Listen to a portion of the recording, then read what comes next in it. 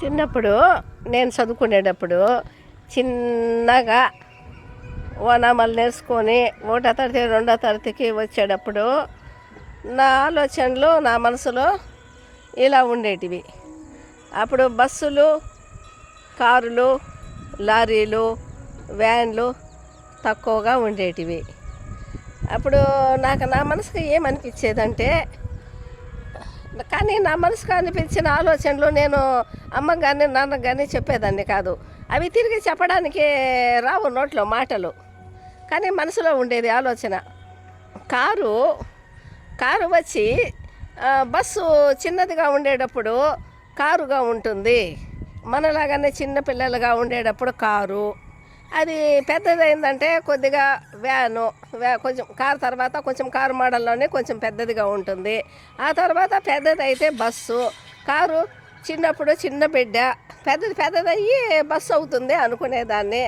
అదేలాగా జీబును వచ్చి లారీ అనుకునేదాన్ని. ఆ లారీ జీబు కొంచెం మధ్య రకంగా ఉండే జీబు మోడల్లో ఉండేటివే పెరిగి పెద్ద అయ్యేటప్పుడు అలా ఉంటాయేమో, పూర్తిగా పెద్ద అయిన తర్వాత లారీ అవుతుంది అనుకునేదాన్ని. బస్సు వచ్చి అమ్మ, లారీ వచ్చి నాన్న అని నేను చాలా కాలం వరకు నా మనసులో నేను అనుకునేదాన్ని. పెద్దయ్యాక కొంచెం జ్ఞానం తెలిసిన తర్వాత నా ఆలోచన నాకే నవ్వు వచ్చేది. చూసావా, మనము చిన్నప్పుడు మన మైండ్ ఎలా ఉండింది, ఎలా ఆలోచనలు చేసుకున్నామో అనేసి అనుకునేదాన్ని. అలా చిన్నప్పుడు మనకు తెలియనప్పుడు వచ్చే ఆలోచనలు మనమే పెద్దవాళ్ళు అయిన తర్వాత నవ్వుకుంటాము. అదేలాగా పిల్లి ఇంట్లో తిరుగుతుంది, ఊరల్లో తిరుగుతుంది.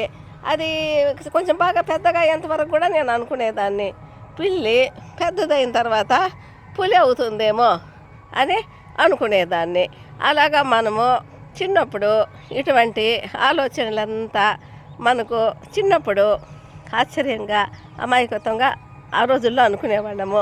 ఆ జ్ఞాపకాలు తలుచుకుంటే ఇప్పుడు కూడా మనకు నవ్వు వస్తుంది, ఆ ఆలోచనలు మనకు నవ్వు వస్తుంది.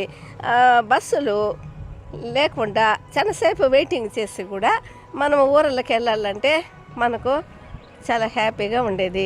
ఇప్పుడు కారులో వెళితే కూడా అన్నీ ఉంటే కూడా మన కోరినట్టు ఉంటే కూడా ఆ రోజుల్లో సంతోషాలు, ఆ రోజుల్లో ఆనందాలు ఈరోజు రావు.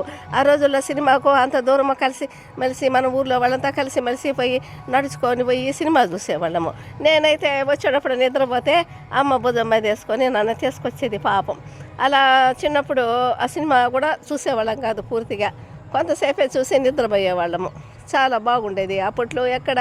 అప్పుడు నేల టికెట్లకే వెళ్ళేవాళ్ళు.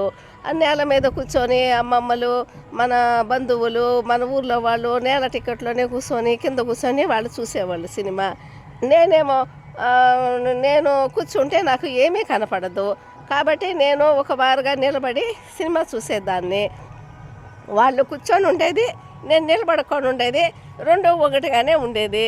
కానీ ఆ రోజుల్లో నేల టికెట్లో వాళ్ళు అమ్మాళ్ళతో ఊరు వాళ్ళంతా వస్తే వాళ్ళతో కలిసిమెలిసి ఆ నేల టికెట్లో నిలబడి ఆ మూల కూర్చొని చూస్తే కూడా ఆ సంతోషం ఈరోజు రాదు. ఏసీ రూముల్లో ఫస్ట్ క్లాసులో, హై క్లాసులో, ఈరోజు కారులో తిరుగుతూ అన్నీ చూసినా కూడా ఈ రోజుల్లో ఆ సంతోషాలు వచ్చేది కాదు.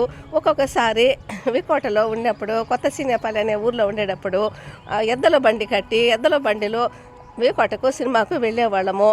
అప్పుడు సినిమాకు పోవాలంటే మల్లెపూలు అవన్నీ 2 గంటలకు 1 గంటకే మల్లెపూలు, కనకాంబరాలు, మరుగము అన్నీ కోసి అవన్నీ మాలలు కట్టుకొని ఊర్లో దోస్తులతో కూడా కలుసుకొని, ముందుగానే ఐవరు కూతురు కదా, నేను గవర్నమెంట్ స్కూల్లో నాయన టీచరు కూతురు కాబట్టి నాకు ఊర్లో కొంచెం బాగా విలువిచ్చేవాళ్ళు.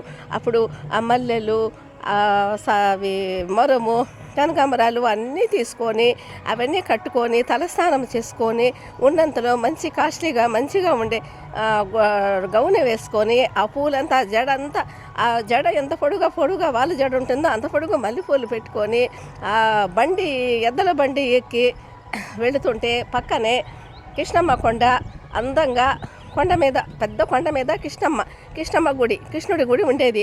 ఆ గుడి ఫాస్ట్గా వెళ్ళేది, ఆ కొండలు వెళ్ళేది, ఆ చెట్లు వెళ్ళేది. ఎక్కడికో మనము వెళుతున్నాము, ఇంత ఆనందము, ఇంత సంతోషం అని పిల్లలు అందరూ, నేను కూడా చిన్న బిడ్డనే, అందరూ అరుచుకుంటూ కేకలేసుకుంటూ అవి ఎద్దల బండిలో గలగలగల గజ్జల చప్పుడుతో ఆ బండి నడుపుతుంటే మనం వెనకాల కూర్చొని వెళుతుంటే ఆ సినిమాకు ఎంతో హాయిగా అనిపించేది. వికోట దగ్గరకు వెళ్ళిన తర్వాత ఆ సినిమా థియేటర్లో ఆ పాటలు, ఆకాశములు, ఆ మైకుల ద్వారా పాటలు వినపడేటివి. ఆ సినిమా థియేటర్ నుంచి పాటలు వినపడేది. అబ్బా, ఎక్కడికో వెళ్తున్నామో, సినిమా చూస్తున్నామో, అబ్బా అబ్బా ఏమి ఆనందమో! ఆ ఆనందాలు ఈరోజు వస్తాయా?